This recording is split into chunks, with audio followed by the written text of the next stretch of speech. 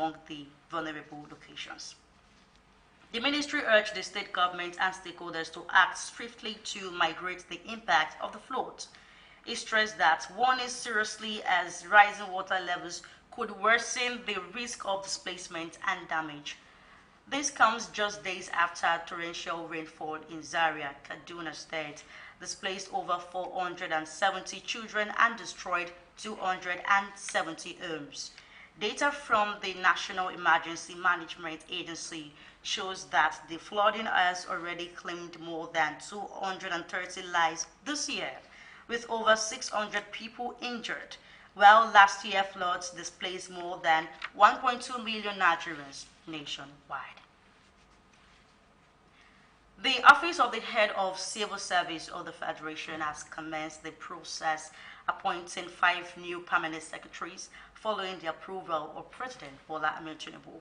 The vacancies include 2 created by the recent retirement of permanent secretaries from Imo State and the Federal Capital Territory, as well as the 3 zonal vacancies in the North Central, Northeast, and Southeast, rising from the establishment of the new ministries. Head of the Civil Service, Mrs. Didi Wollstonecraft, in a statement issued by the Director of Information and Public Relations, Mrs. Eno Olotu, said the exercise is aimed at ensuring transparency, credibility, and merit in line with the administration's commitment to good governance. She explained that only officers on grade level 17 who have served at least 2 years on the grade and are not facing disciplinary action are eligible.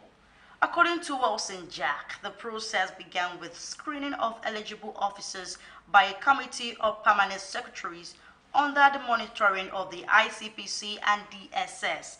Candidates were also required to complete access declaration forms with the Code of Conduct Bureau, while clearances from EFCC, ICPC, and DSS are ongoing. The written examination is scheduled for September 15th to be followed by an ICT proficiency test on September 17th. She further disclosed that the final stage, an oral interview, will take place on September 19 before a high-level panel comprising serving and retired permanent secretaries, former head of service, the Federal Civil Service Commission, chairman, and private sector representatives. The commendation will then be forwarded to President Bola Ahmed Tinubu for approval. In the process, observer says underscores the government's determination to enrich professionalism and capacity in the federal civil service. The Committee of Pro-Chancellors of State-Owned Universities has urged the federal government to take urgent action to avert another strike by the Academic Staff Union of Universities. In a communique issued after its 69th meeting in Abuja, the pro-chancellors led by acting chairman Professor Ayodeji Omole warned that Nigeria's university cannot withstand a fresh disruption as they are yet to recover from the last industrial crisis. ASU has recently staged nationwide protests to demand the implementation of the Rejudication 2009 agreement with the government. The union is pushing for improved salaries, better conditions of service, increased funding, greater autonomy, and a review of laws governing the National Universities Commission. To forestall conflicts, the pro-chancellors recommended that government increase its annual budgetary allocations to education.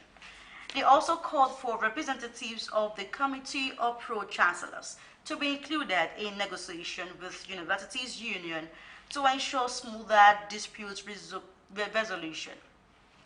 The body further advised governing councils to operate strictly within university laws to reduce friction and vice-chancellors and other officers. Meanwhile, the pro-chancellors commended the federal government for halting the proliferation of the new universities, noting that the move would help strengthen existing institutions. You are live on NTA Lagos Channel 10. Now let's take a break. After the short time out, the news continues. Please stay tuned.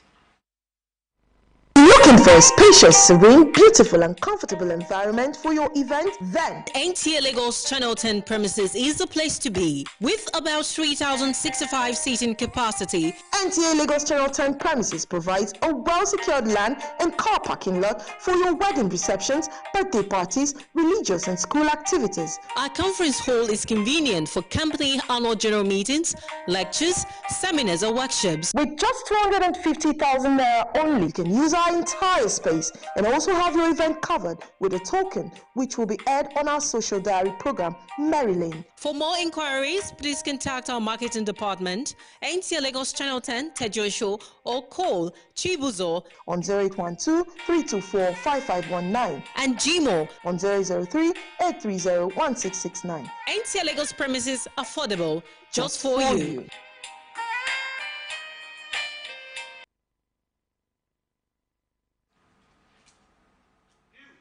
You are welcome back, and if you are just joining us, you're watching NTA Lagos Channel 10 News.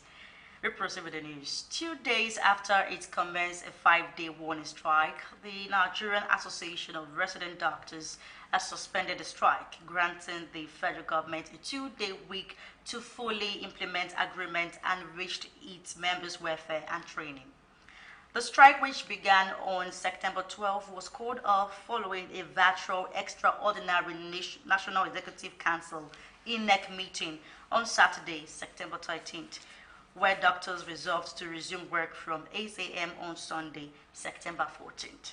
The suspension of the strike was influenced by the commencement of payment of the 2025 Medical Residency Training Fund and the need to reduce the hardship of Nigerians struggling with health issues. The Southern Forum of Former Legislators has declared President Bola Ahmed Tinubu as the sole candidate for the 2027 general election, urging opposition politicians to allow the South to complete its allotted 8 years in power.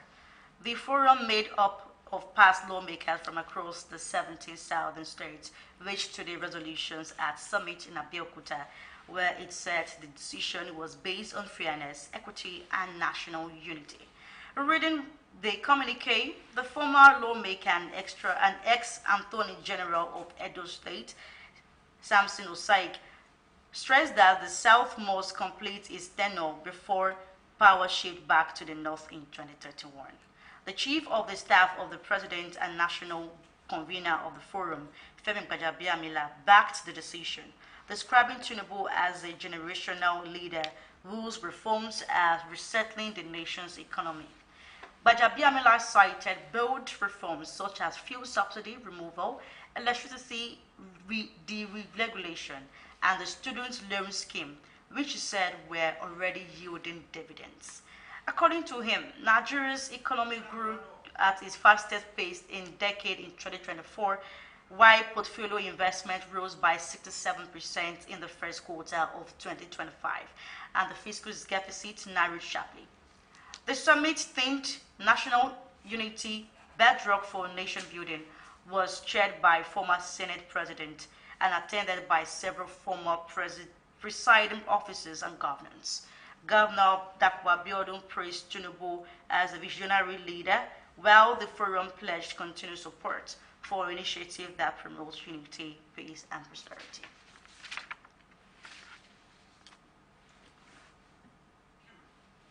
When people hear the national anthem, they often think of school assemblies, officials' gatherings, or sport events. But the anthem means more than that. In this report, Esther Wamaka takes a look at what the national anthem is about and how Nigerians know it. Now to report.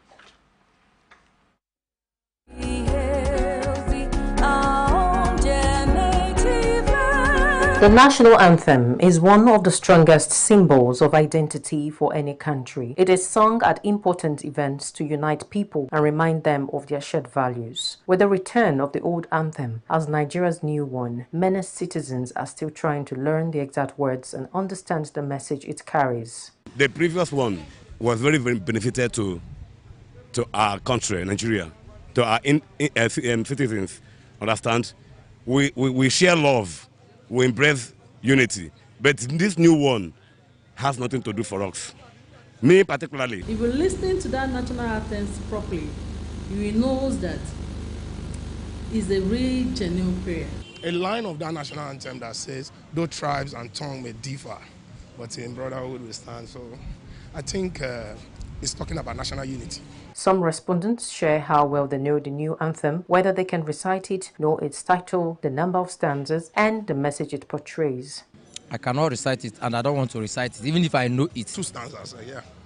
I think it should be 2. Nigeria, we hail thee, our own dear native land. Don't tribe and tongue may differ, in brotherhood we stand. I believe that if you embrace it, work towards it, mostly we youths that does not know how to sing it, practice make perfect. Once we continue, singing it, following it with passion, I believe we will get through it. The new national anthem talks about love for the fatherland, pride in our heritage, and the duty of every citizen to work for the progress of the country. It is not just a song, it's a call for unity and responsibility. With more Nigerians learning and embracing the words, the anthem can continue to serve as a reminder of our shared values and the need to work together for a stronger nation. In Lagos, S.A. Omamaka, NT News. That concludes the news. Please do join us again at 7 p.m. for more. Thanks for staying with us. I am Uluwa Bukola Akonde. A very good evening to you. A very good afternoon to you.